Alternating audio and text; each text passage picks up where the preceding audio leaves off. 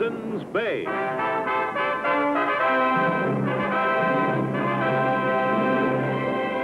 The saga of the great Hudson's Bay Fur Company. And of the brave men who traveled the untrekked wilderness from Labrador to California, from Minnesota to Alaska.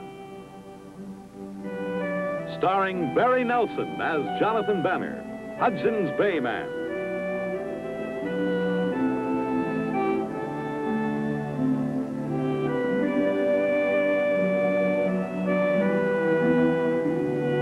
With George Tobias as Pierre Falcone.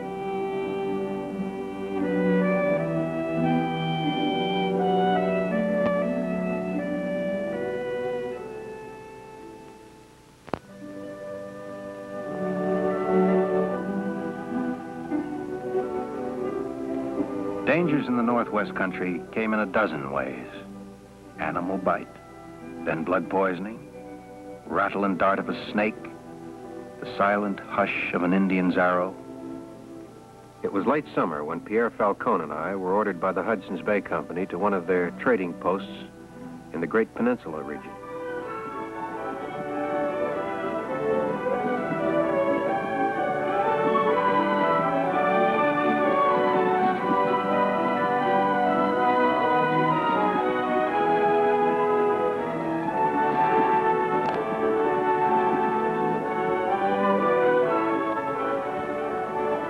A few miles to the southwest, something was happening which was to have a great effect on me.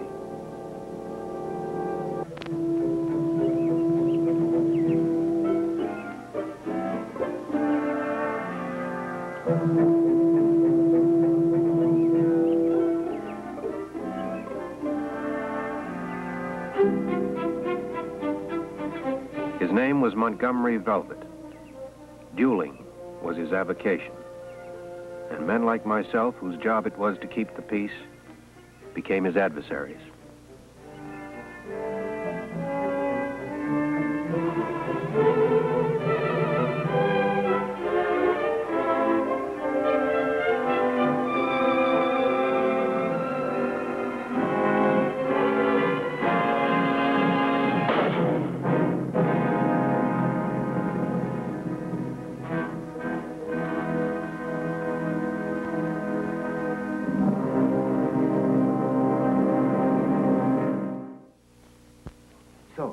I am in the steep canyon, and the bear is hidden growling behind a rock over that way.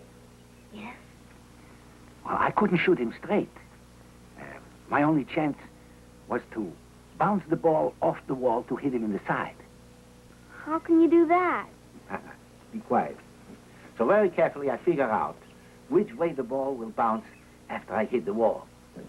So very exact. I take aim. I hold my breath. I fire. Did you hit the bear? Well, I really could have, except I missed the wall. You will excuse me, sir. Is there a place to stay here? Oh, down the street. Boy, take my bag and care for the horse. Willie, give it back. But it's silver. Give it back. Oh, there's no need to do that. For politeness, monsieur, you will take care of your horse. Willie? Perhaps you could tell me, sir, where I might find Mr. Jonathan Banner. Oh, I will take you to him. Willie, take care of the horse.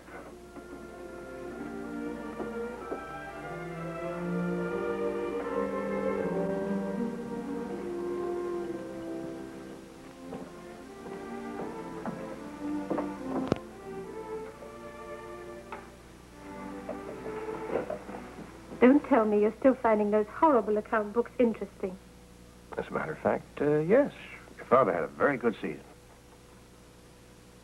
If you only knew how I was looking forward to your visit, and all you do is sit in here. Aren't there any other men on the post? I'm not interested in any of them. I don't know if you've noticed it, Joanna, but I'm getting older and fatter.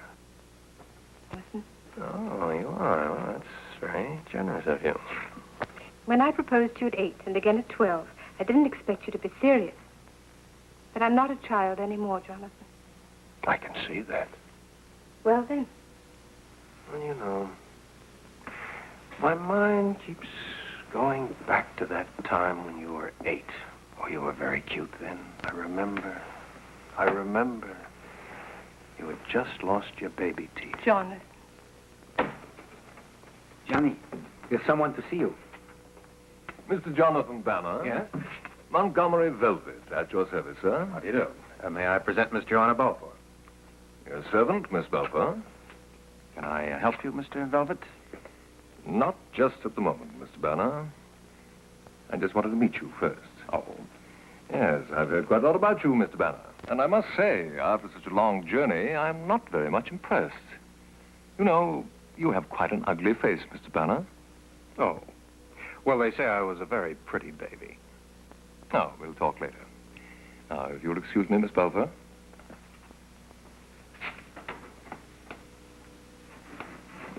What a perfectly horrid man. Johnny, I don't think you have an ugly face. Well, it seems to be a controversial subject. Did you notice the case he was carrying under his arm? Look, if you'll both excuse me, I've got a little work to do. Johnny, I don't like the looks of him. Well, he doesn't like the looks of me, so we're even.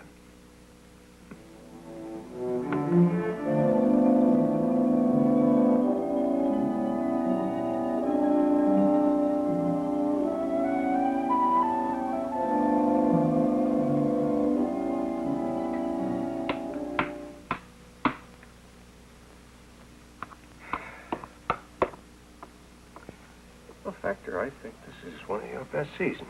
I'm not complaining. It's business all you men can talk about. Jonathan, have you seen what a beautiful night it is out there? No, I hadn't noticed. You wouldn't like to take a walk? Well, it's getting rather dark, aren't you afraid? Haven't been afraid since I was little. Don't you remember the night when you and Father took me for a walk through the woods without a lantern? Each noise we heard, you told me what it was. And ever since then, I'm not afraid. What a charming story. Come in, Mr. Velvet. I'm sorry to disturb your little party, sir, but I'd like a few words with Mr. Banner. Won't you join us then? Oh, I think discretion demands that we have them in private, sir. Factor Balfour and his daughter are very close friends of mine. I haven't any secrets from them. Very well, as you wish. We have business together. Business? Yes, frankly, I regret it. You seem an agreeable enough fellow. Nothing personal, of course. What isn't? I regret that I shall have to duel with you. What? Duel with me over what? For me, it's always open season on country-style heroes. I hope you'll play your part like a man. Mr. Velvet, I don't kill for sport. And as you credit, sir. Well, Mr. Banner, you have been challenged. I don't accept your challenge. Human life isn't some sort of toy you play with at games. Now, I suggest you get out of here before I get really mad. Of course, if you're vulgar enough to insist on fisticuffs, I've no doubt I can dispose of you in that way, too. But I am a gentleman, Mr. Banner, and I prefer pistols. I'm not going to play your game, and you're not going to provoke me into it. Very well. Tomorrow or the next day, I shall arrange it so that you have no choice. Nothing personal, you understand. Good evening, everybody. There's something strangely evil about that man. If it had been me, Jonathan, I'd have let him have it. I'll have him run off the post first thing in the morning. It isn't worth the trouble. Just forget about it. Johnny, you should have knocked him down. Hey, just gotten up again. You could knock him down again. Oh, I think we've got a game. Jonathan, I don't like the look of him. Well, you won the last one, and I think I'm entitled to another chance.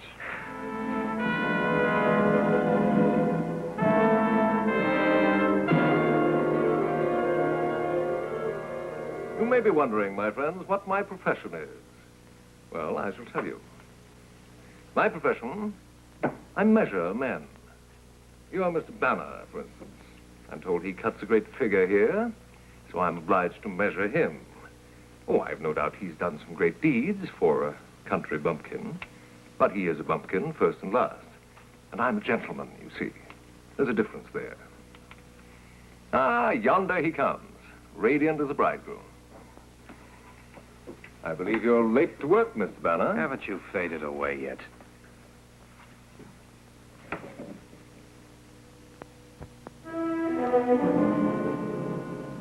I hope they're not loaded. You might hurt yourself. Your reputation is at stake, Mr. Banner. I'm not going to fight you, Velvet. Now, if you don't mind, I got a lot of work to do. I'm afraid I'm going to have to provoke you, sir.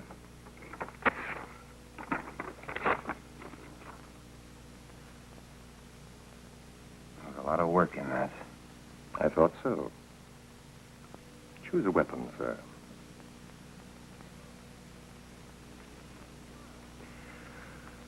My, those are magnificent furs. You mind if I look at one? Oh, I do believe it's slipping out of my hands. You sure it was quite dead, Mr. Banner? Choose a weapon, sir. Get out of here. I'm having trouble measuring you, Mr. Banner. You just won't stand up for it.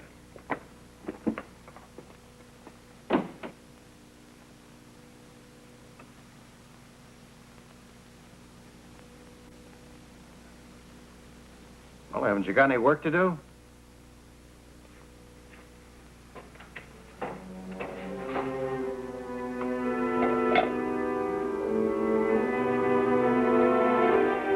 Jonathan, I don't like to have to tell you this, but the men are talking. They think you're afraid of Velvet. What do you think? I don't know what to think, Jonathan. It's a question of your whole position here, of your usefulness to the company. If you lose face, so does Hudson's Bay. You want me to kill him? I didn't say that exactly. But you think that. You've killed before. Yes, in defense of life, not for pride. You have a name among us, Jonathan. The people expect certain things of you. What? Entertainment? A gunfight now and then to break up the dull season?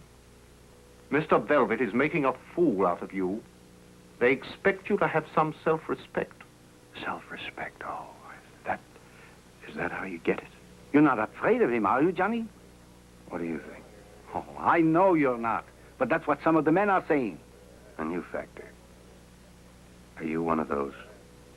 I don't know. Well,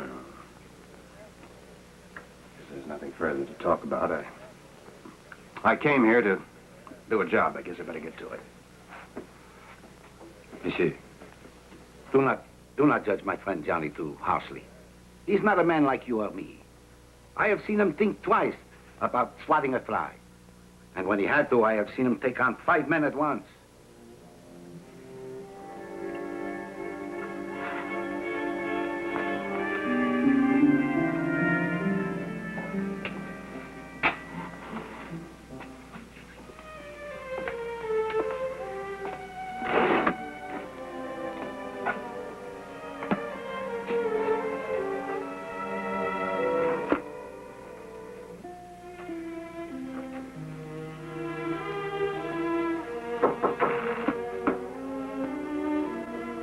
Come in.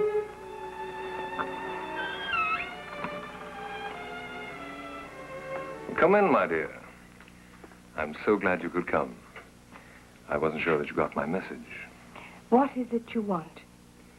Would you prefer sherry or port? I don't make a habit of coming to gentlemen's rooms, so if you could tell me what was so important. I hope you don't mind if I indulge. Your Mr. Banner is a pretty poor sort of hero. I don't have much appetite for killing that kind of coward. Perhaps he will kill you. Oh, haven't you heard about me? Yes. I've heard the men talking. You know, you're really very pretty. I hadn't expected to meet anyone like you out here. I understand that you have a fondness for Mr. Banner. What do you want? Would you like me to spare him? I could be persuaded to pack up and ride off, leaving the gentleman intact. And you have your price, no doubt. Why, of course. Doesn't everyone? What is your price, Mr. Velvet? You really are very naive. I'd say that was a very high price. That depends how much you think of Mr. Banner. I should slap your face. To be perfectly honest, it wouldn't be the first time. Well, I'll expect your decision within the hour. Montreal is very lovely at this time of year. I think you'd enjoy it. Don't be too sure of yourself.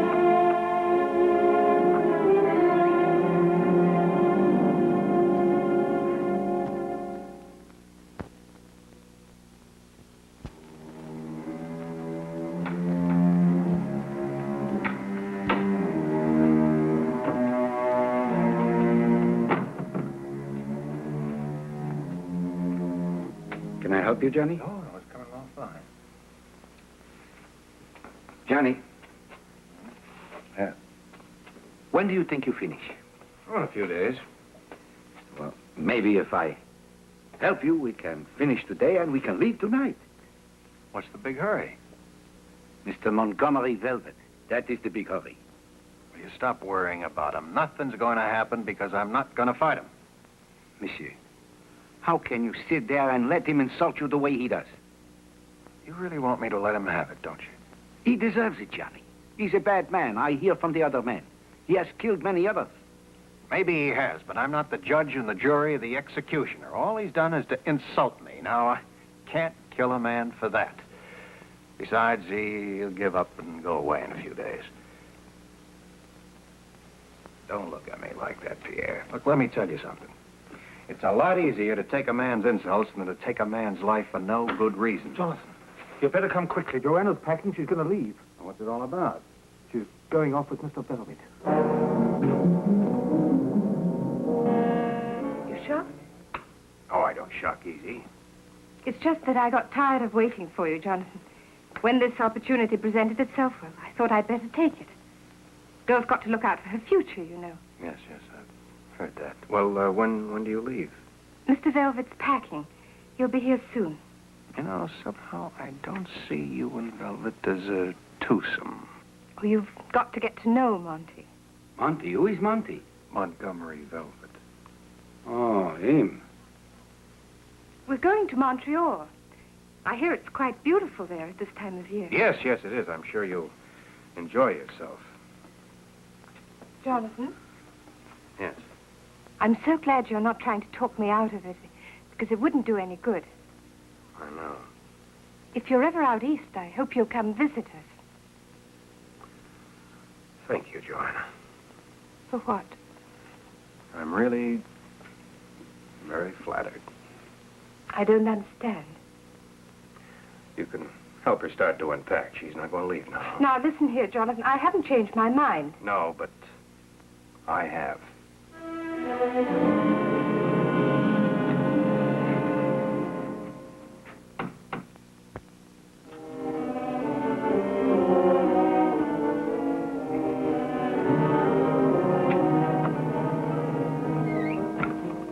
Pardon my not knocking. One has to overlook certain things when one is in the country.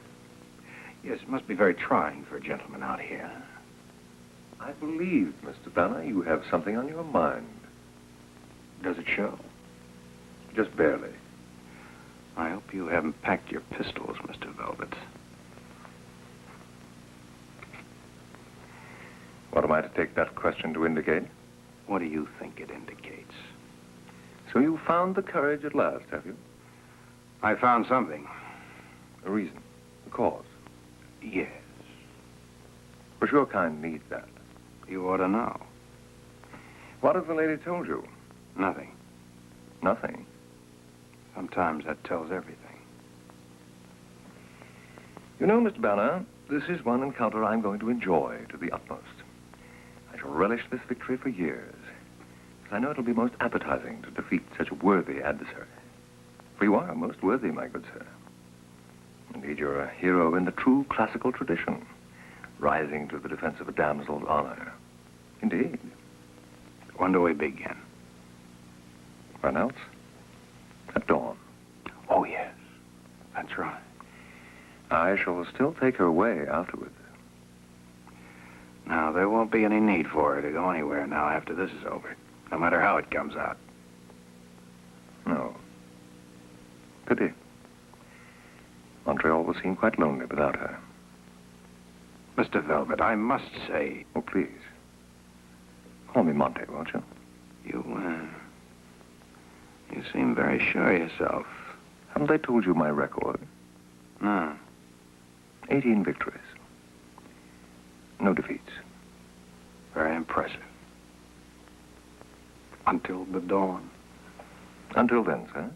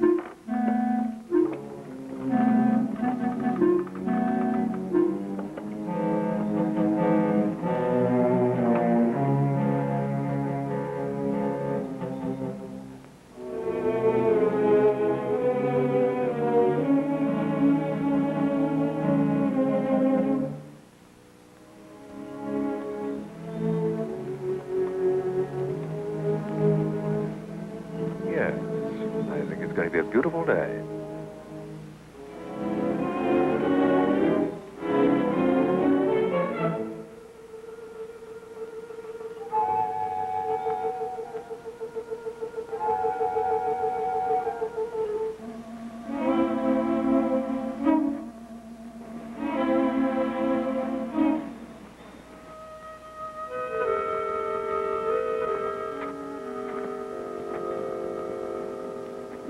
Johnny, you think I ought to hide in the bushes and shoot him in the back?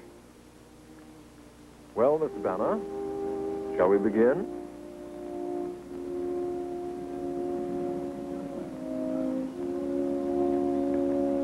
Are both parties ready?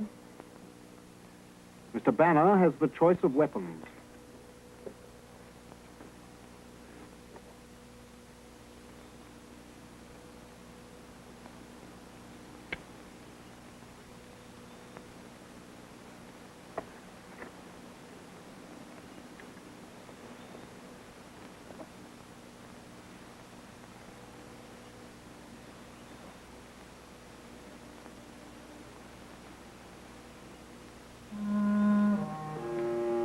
One, 2, 3, 4, 5.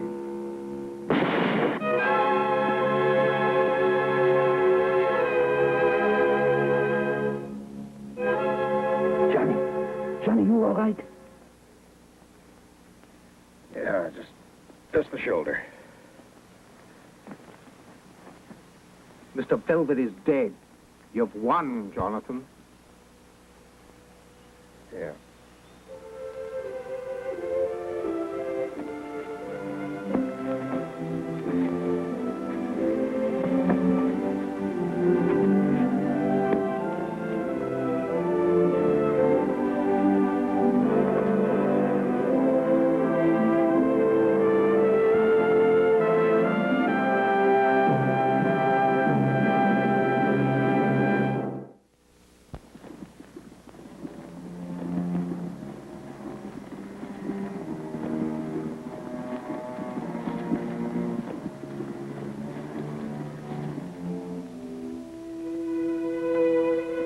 We buried Montgomery Velvet and started back to Ghana.